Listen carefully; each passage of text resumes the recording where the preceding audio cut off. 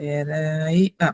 Olá, pessoal, sejam todos muito bem-vindos. Hoje aqui eu estou com o casal que está lá em Moçambique, fazendo missão, dois católicos, fazendo um trabalho primoroso em Moçambique. Antes de começar a fazer perguntas a eles, eu gostaria que eles se apresentassem. Boa tarde, pessoal. Boa noite para vocês, decadentes. Boa tarde, meu nome é Isabela e eu sou leiga missionária de uma comunidade católica, né, uma nova comunidade, né, chamada Fraternidade Caminho. E aí já estou aqui na província de Tete, em Moçambique, junto com o meu noivo. Eu sou o Gabriel, sou noivo da Isa. Também faço parte da Fraternidade Caminho, tá bom? Somos leigos missionários, né? Fomos transferidos para essa missão já há 1 ano e meio, mais ou menos. Estamos aqui. E como é que está sendo a missão de vocês? Como é que está sendo a vida de missionário aí em Moçambique? Olha, é uma experiência única, assim, única mesmo, assim, né? Eu já tinha passado em outras missões no Brasil e a missão aqui de Moçambique tem sido muito especial, assim, muito única mesmo, né? Então tem sido de grande crescimento humano, espiritual, né? E é uma missão que eu gosto muito, muito mesmo. Legal. Desculpa, para mim, eu acredito que também, né, a vivência das missões adigentes, né, que são as missões fora do Brasil, geralmente, para todo missionário, eu acho que é um sonho, né, é algo que a gente sempre pensa em ir para outro país, em missão, mas de modo particular aqui na África, que eu acho que é o sonho, né, de todo missionário, para nós, para mim, de maneira particular, no início foi bastante difícil, mas hoje é de um crescimento, como a Isa falou, espiritual e humano muito grande, né? Por todas as realidades que a gente encontra aqui, por tudo que a gente vivencia no dia a dia, né? Tudo muito intenso, tudo é um negócio muito frenético. Então, para nós tem sido de um crescimento enorme, enorme, humano principalmente. Vocês viajaram juntos ou vocês se conheceram aí? Não, a gente já namorava desde o Brasil, né? E aí viemos para cá namorando. Porém, eu vim primeiro, eu vim em dezembro de 2021. E aí, por conta de problemas na passagem, né, que cancelaram a passagem em cima da hora e tudo mais, o Gabriel só conseguiu vir 1 mês depois, né? E aí a gente noivou aqui, mas a gente já namorava antes. Isso, né? a gente se conheceu na comunidade mesmo, né? Na comunidade, eu morava na missão de Santo André, em São Paulo. A Isa morava no centro de São Paulo, mas a gente já se conhecia de alguns anos atrás, a gente trocava mensagem, por sempre fazer parte da mesma comunidade, né? De maneira interna, vai fazer uns 5 anos, 4 anos e pouco, que a gente está, no geral, como interno na comunidade. Mas a gente já se conhecia de anos antes, né? Mas a gente foi se encontrar mesmo na missão, em São Paulo. E a gente começou o namoro e tudo mais. Entendi. E, Gabriel e Isa, a população daí de Moçambique é majoritariamente católica? Tem algum aspecto cultural que vocês destacariam na prática religiosa que vocês estão presenciando, vivenciando aí em Moçambique? Olha, não é a maioria católica, né? A gente estava até vendo uma estatística que tem da nossa diocese aqui, né? Da nossa província, a gente está na província de Tete, e assim, apenas 20% da população da nossa província é católica, né? Os outros são de outras denominações religiosas, né? E nessa questão, né, dos aspectos culturais assim, dentro da religião. A gente percebe que, assim, algumas coisas como... Por exemplo, aqui, os velórios, eles chamam falecimento. Então, assim, já é da cultura muito forte, né? Pelo menos aqui na região que estamos, de, no falecimento, irem todo mundo da aldeia vai. Então, tem cantos, é um dia, assim, que para tudo. Quem está trabalhando, tudo, eles deixam de fazer tudo para o falecimento. Então, assim, a gente vê que é uma coisa da cultura deles, né? Se ele conhece ou não a pessoa, eles vão. E também, assim, se tem alguém que tá, eles se chamam incomodado, né? Então, assim, que tá enfermo, eles também têm muito, isso muito forte, mais do que assim no Brasil, de ir visitar, né? Então, os moçambicanos, eles têm isso forte, de se juntar, assim, um grupo e ir lá visitar a pessoa, né? E Outras questões assim, mais curiosas também, como tipo, para eles resolverem algum conflito deles, né? É muito próprio da cultura. Eles, por exemplo, né, no Brasil, a gente chama a pessoa no particular para resolver o problema e tudo. Aqui não, eles resolvem na frente de todo mundo. Nos avisos da missa eles resolvem as coisas. Aconteceu entre as coisas da paróquia, então nos avisos da missa vão lá, gente, então aconteceu tal coisa com tal pessoa, e a pessoa lá na frente, ele falando tudo que aconteceu, e é muito assim. E é normal, é super normal, assim, a gente, né, como estrangeiro, às vezes fica meio constrangido, né, não, vamos conversar com fulano, mas não, aqui é assim. Dá um exemplo, assim, de problema que é colocado na hora do aviso da missa. Aconteceu uma vez, a gente teve uma reunião numa comunidade, aqui na nossa... Mas eu falo numa comunidade que a gente foi, que teve a missa, aí depois foi fazer o relatório que eles fazem quando eles apresentam nas comunidades, né, quando vai o padre. E aconteceu que os jovens, vamos supor, os jovens tinham tanto de dinheiro que eles guardaram até metade do ano. E chegou no meio do ano, o dinheiro que era para eles investir na paróquia e tal, eles fizeram festa. Porque é muito comum também, né, fazer festa. Então, vamos fazer uma festa para comemorar qualquer dia. Eles comemoram qualquer dia. Então, vamos fazer uma festa para isso. E gastaram todo o dinheiro que os jovens tinham arrecadado para isso. Então, na hora eles falaram, então, tal papá, né, o papá é o senhor, né, aqui. Tal papá gastou dinheiro com isso, comida e não sei o que lá, e comeu todo o dinheiro, eu costumo dizer, comeu todo o dinheiro que era para a festa da igreja, isso. Então, assim, exemplos assim, mas desde da coisa mais simples que acontece, vamos supor assim, teve algum problema na machamba, na plantação de alguém, ou alguém invadiu a plantação da igreja, ou alguém roubou milho da igreja, tudo eles resolvem, assim, na frente. Aí depois é a bênção final. E depois tem a bênção final, normal. É 1 hora de aviso. De 40 minutos de aviso, é coisa de doido, assim. Que legal, que animado! Tem que imaginar, né? A missa normalmente dura 1 hora, e vai falar isso tudo, deve ser mais de 1 hora. E depois assim todo mundo bênção final. Sim. Muito bom. Aqui, a missa aqui, na verdade, geralmente dura muito tempo. 2h30, 3 horas. Uma missa comum. Meu Deus! A missa de Páscoa foi mais de 4 horas, 4 horas, acho que chegou a missa de Páscoa. 4 horas mas a missa de Páscoa dura mais mesmo, né? Ela tem uma duração. Mas vocês não estão falando da vigília pascal, não. Estão falando do domingo de Páscoa, né? Não, da vigília pascal. Da vigília. Da vigília, tá. Mas um domingo normal, assim, é comum. 2 horas de missa, mais uns 40 minutos, 30 minutos de aviso aí. Caramba! E aí, por que dura 2 horas? Assim? O que eles fazem no meio da missa que foge tanto do rito que a gente conhece? As músicas. Eles cantam muito mesmo, assim, né? Então a gente percebe assim que o que mais demora é nessa questão, né, dos cânticos, porque eles cantam tudo. Cantam o credo, cantam tudo que eles podem cantar, eles cantam. Às vezes até no ofertório? Não. No cordeiro?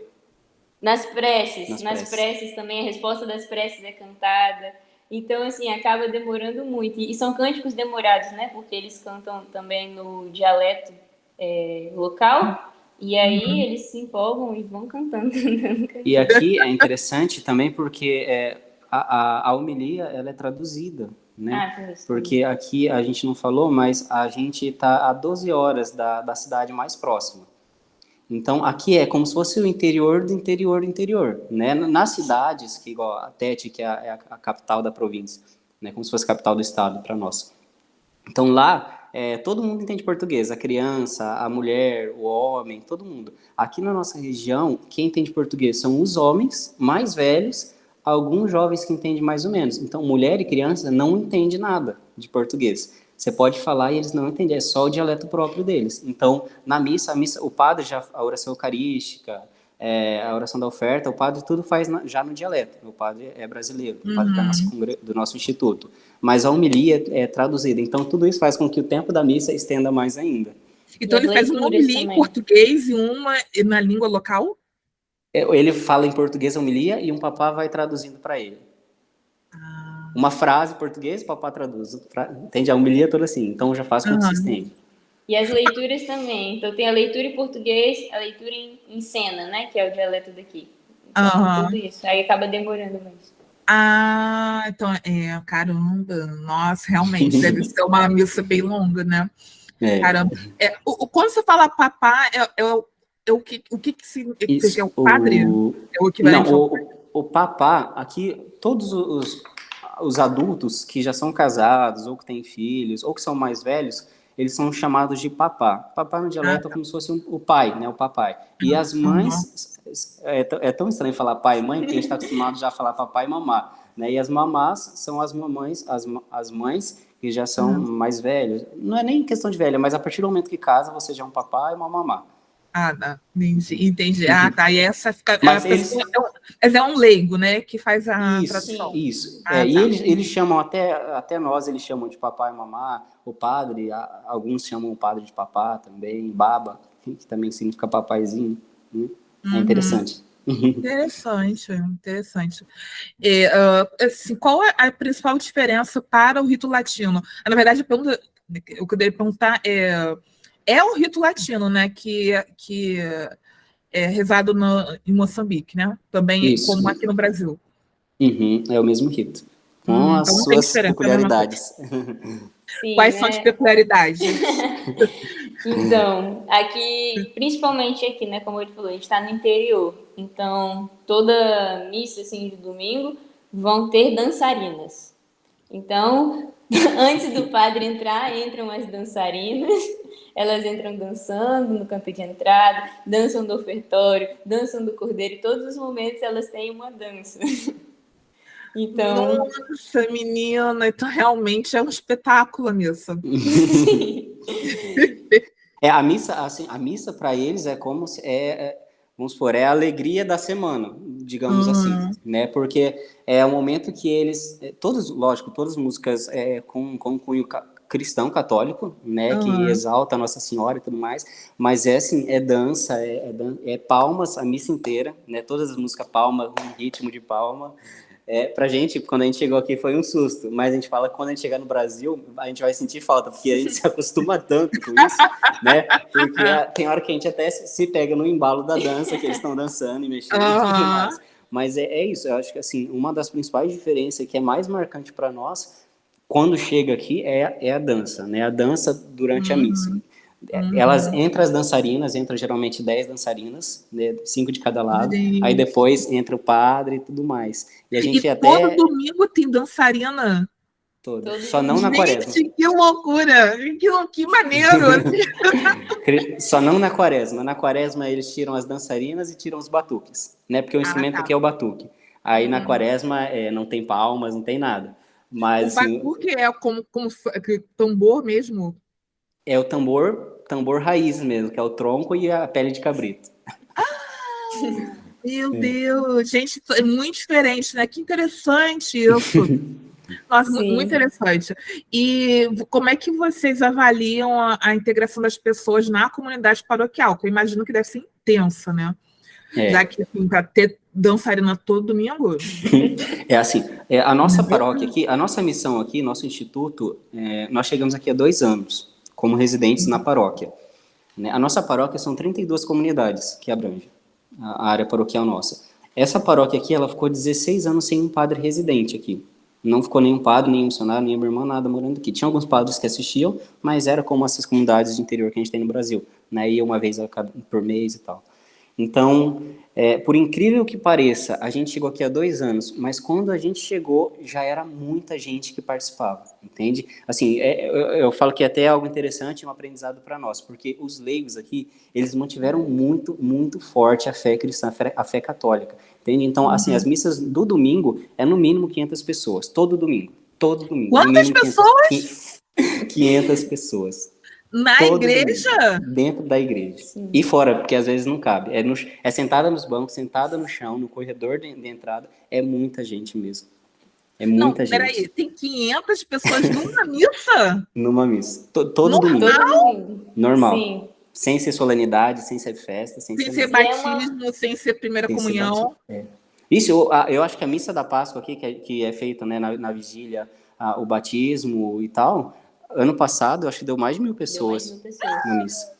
Porque aqui eles têm aquela prática ainda de começar o Gente. retiro dos catecúmenos na quarta-feira da Semana Santa e até a missa da vigília para fazer. Então, assim, 1.000 pessoas, assim, para lá. É muita gente que participa. A interação é muito boa. E, assim, isso é na paróquia, não é com as comunidades, é só a área paroquial. Né? Porque aqui, vamos Uhum. supor, a gente tem comunidade que fica a 12 quilômetros da paróquia, 15 quilômetros da paróquia, 20. Eu acho que a mais longe fica a 28 quilômetros da paróquia, a comunidade. Sempre que a gente vai nessas comunidades, vamos supor que a gente faz as visitas, né? Assim, praticamente 3 vezes na semana. Agora nem tanto, que a gente teve ciclone, enchente, então foi uma situação bem difícil. Mas quando a gente estava conseguindo ter acesso a todas as comunidades, é assim, a gente vai na comunidade, a comunidade também, 300, 400 pessoas, assim, é muito. Nas comunidades isso. E é muito jovem e muita criança, né? Que a maior população de Moçambique é de jovem e criança. Então, na missa também tem muito jovem e muita criança. A E gente, olha só. desculpa, Ah, eu e a Isa, nós somos responsáveis por acompanhar os jovens aqui na nossa hum, paróquia. A gente fez um retiro numa comunidade, que em uma comunidade foram 300 jovens. Jovens mesmo, sabe? Só jovens. meu Deus, é Eles muito participam mesmo. jovem. E assim, porque aí, pode falar, perdão, desculpa. Olha só, você falou que em Moçambique não é uma população majoritariamente católica, mas na tua província é. A província que vocês estão é. Também não. Também Não tem mais Também não. gente? É porque assim, é muita gente o aqui. balanço que fizeram em 2021 é que na nossa província tinha uma média de 2.650.000 pessoas na nossa província, na nossa diocese, né, diocese de Tete, que são 1, 2, 3, 4, 5, 6, que são cinco distritos. Então, desses 2.600.000, não sei, 520.000 que são católicos. Aqui na nossa paróquia, a gente tem esses dados, que foi um dado que o bispo trouxe para nós, né, numa reunião que nós temos. Aqui no nosso distrito, que é Mutarara, são 11%. 11% de católicos, né? De 277 mil habitantes, 32% 32 mil. 32 mil católicos. Assim, é um número grande porque aqui é muito populoso, né? Então, assim, é muita gente, porque realmente é muito populoso aqui. Qual é a religião predominante, então? Fiquei curiosa. Você Então, acha que é protestantismo, deve ser, né? sim, eles Também. costumam chamar aqui de azulana. Assim, a maioria que não é católico, assim, eles falam que eles são da azulana. Só que conversando, né, assim, pelo que eu entendi nesse tempo que eu estou aqui, que a azulana não é uma religião, é como se fosse um nome que eles usam para os protestantes, né? Então tem várias igrejas azulanas diferentes, assim, né?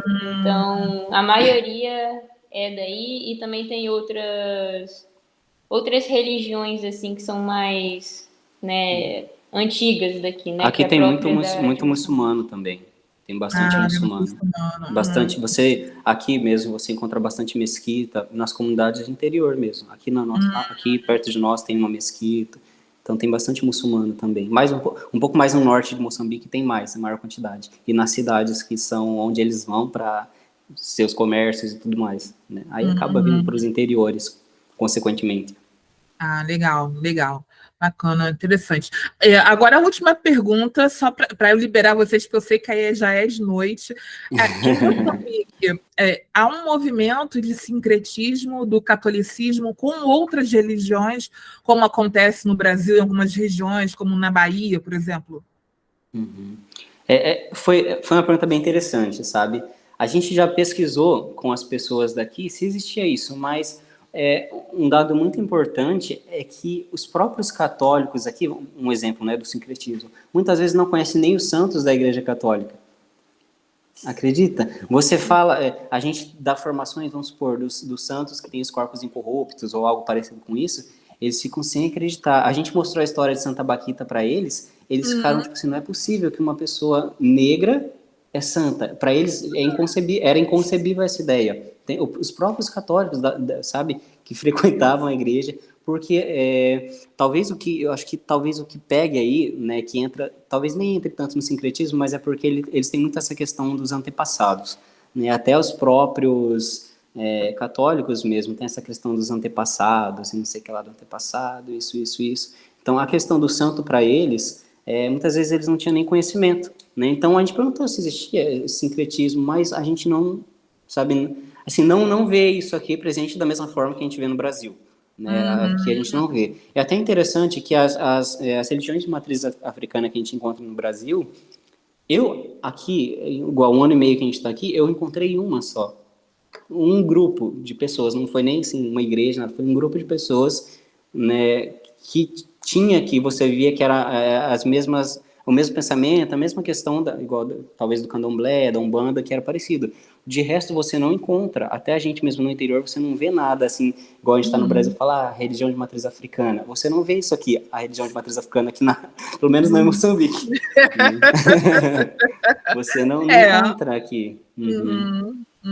Não, eu imaginei também, né? Até ontem a moça de Cabo Verde falou uma coisa parecida, né? Que ela também não viu uma coisa similar à religião umbanda e candomblé no local que ela estava, né? Mas eu fiquei curiosa para saber como que foi a experiência em Moçambique. Eu estou surpresa com esse dado dos santos, porque há muitos santos negros católicos, né? A Santa Ifigênia é do século I. Então, assim, é muito, muito, muito antiga, né? E é do continente africano. Foi interessante uma vez, eu também fui dar uma formação para os jovens, né? E aí eu falei sobre a santidade, falei, e eu perguntei para eles, vocês acham que vocês podem ser santos? Todos responderam sim, bem forte. Aí eu falei, tá bom. E aí eu fui e comecei a mostrar, porque eles também, aqui no interior, eles não têm acesso à internet, a foto, essas coisas. Então eu levei para eles umas fotos impressas de alguns santos católicos. E aí eu ia mostrava assim, você acha que essa pessoa é santa? Aí mostrava foto de São João Paulo II. Aí eles, sim, com certeza. Mostrava foto de Santa Terezinha, sim, com certeza. Mas se eu mostrasse a foto de Santa Baquita ou do Beato Isidoro Bacanje, né, que é um jovem que está em processo, né, de beatificação e tudo mais, que é africano, eles começavam a rir e falavam que não. E eu falava, mas vocês não falaram que vocês podem ser santos? Então por que vocês estão dizendo que esse não pode? Ele, porque eles chamam aqui kafiri, né? Porque ele é kafiri, ele é negro. Eu falei, mas não é assim, a santidade é para todos, né? E aí fui explicando tudo para eles. Mas para ter uma noção de como que é. Para eles a santidade é muito distante. Nossa, que interessante, né? Nossa, muito interessante. Há muitos santos negros. Isso, todos exatamente da África. Exatamente. Não, os primeiros santos católicos saíram da África, né? Da Etiópia. A África construiu o que a gente conhece como cristianismo hoje. A África, o cristianismo é tão de matriz africana quanto as religiões que dizem de matriz africana. Na verdade, assim, eu tenho, na minha perspectiva, assim, o catolicismo é mais africano que a Umbanda, mas isso aí já é outra história. Já é um papo para um outro dia. Bom, pessoal, Gabriel e Ilza, assim, muito obrigada pela disponibilidade de vir aqui dar o depoimento de vocês sobre esse trabalho muito importante. Também quero agradecer pelo trabalho que vocês estão fazendo. Eu acho que é importantíssimo que católicos se movimentem em missão para outras nações e voltem para trazer essas experiências e levar a fé, propagar a fé da nossa igreja. Que Deus abençoe imensamente o trabalho de vocês. Amém, amém. Nós agradecemos também a oportunidade, né? Acho que é a primeira vez que a gente dá uma entrevista, né? A gente estava até apreensivo, não sabia como ia ser. Mas obrigado, né? Obrigado por dar esse espaço para nós, né? Nós ficamos muito felizes de poder partilhar essas experiências aqui, que é de crescimento para a gente, acredito que será de crescimento também para muita gente. Tá bom. Obrigada, pessoal. Beijão. Fique com Deus. Tchau, tchau. Tchau. Tchau.